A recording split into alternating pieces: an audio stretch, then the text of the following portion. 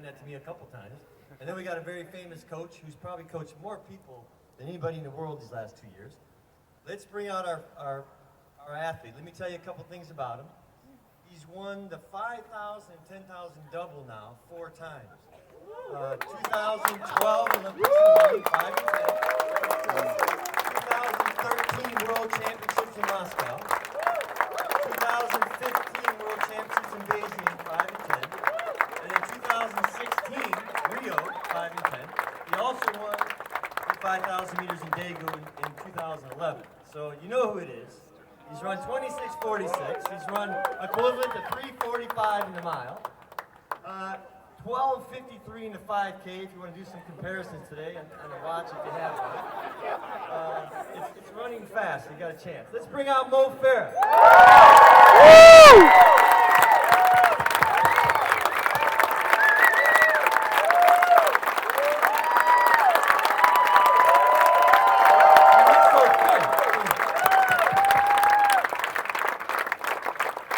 Welcome, Mo.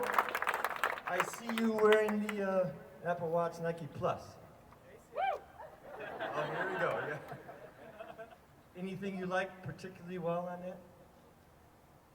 I like it. I've had it a couple of days.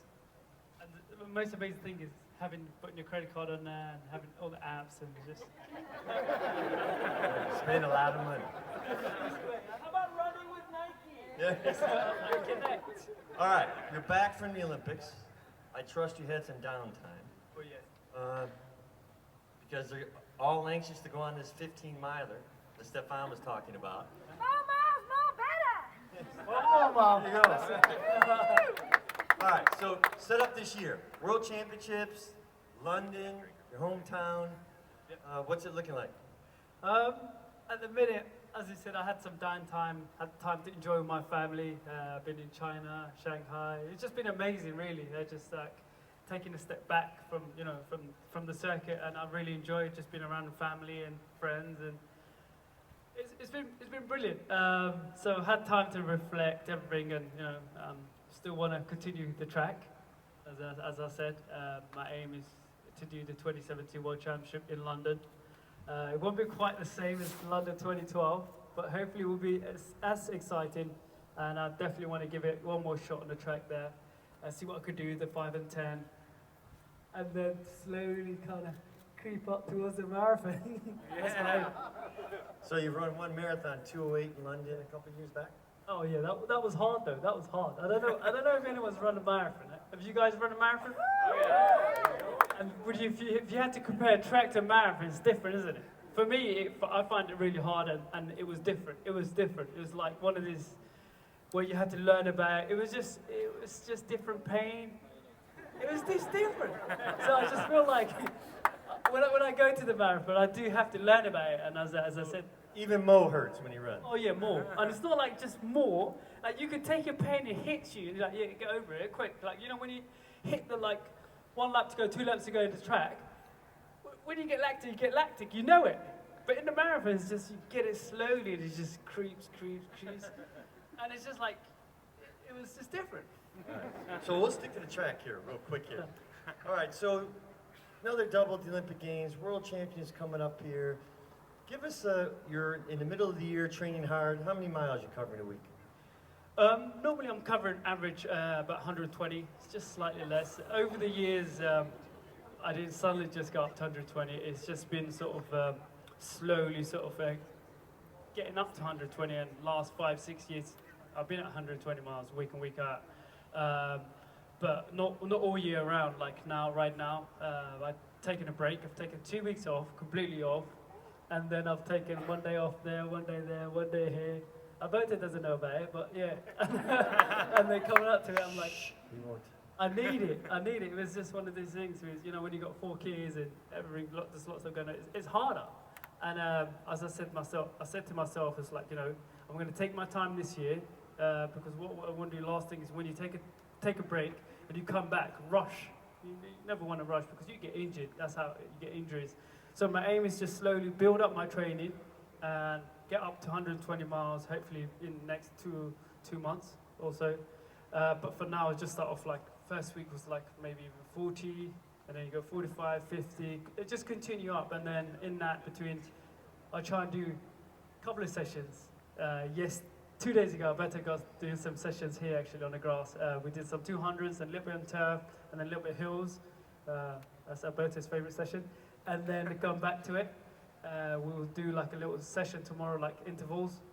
And it will be kind of like low-key session. It won't be like as running as fast as what I was running in the summer or close enough. It'll be like more like a, you know, a little bit faster in tempo.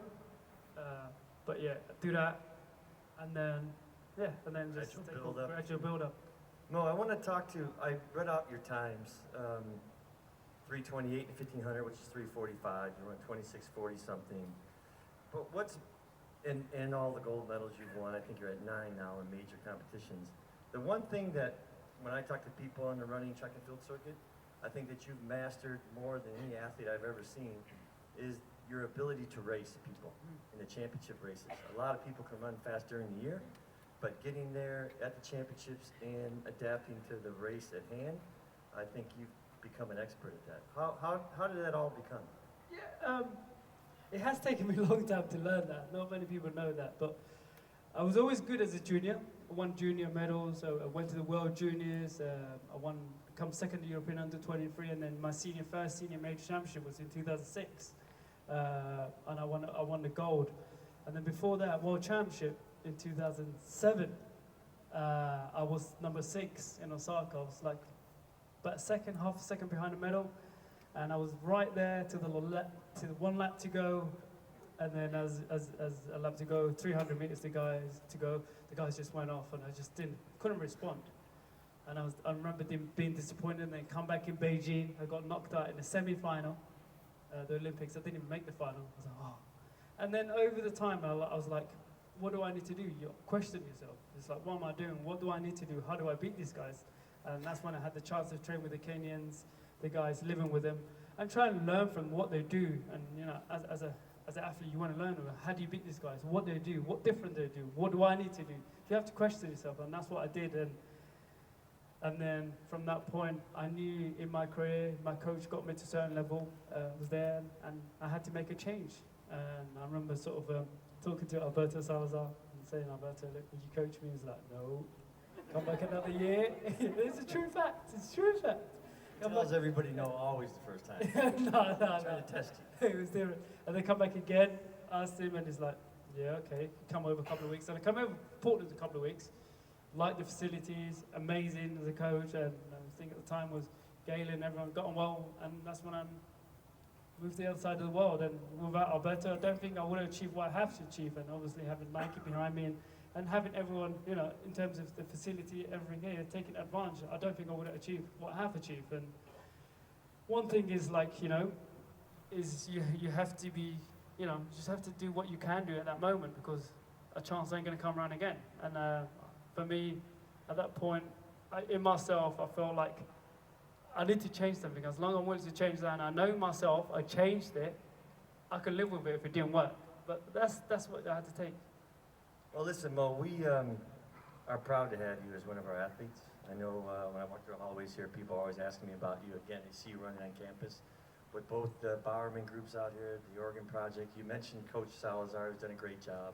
And speaking of coaches, now we brought them a coach. Oh yeah, that's all you need. It'd be very you know one thing about the best thing influential about for them. she can't tell you off, can it? Be like, yeah, did that. It's their job. The coach is like, So I like this. master, go. Let's give Mo a big hand. And let's call out Coach Chris Bennett. He's your Nike Run Club coach. He coached at Lincroft High School Christian Brothers. They won the Nike Cross Nationals a few years back. Ran the farm team with Jeff Johnson, our first employee. Welcome, Chris. Take it away.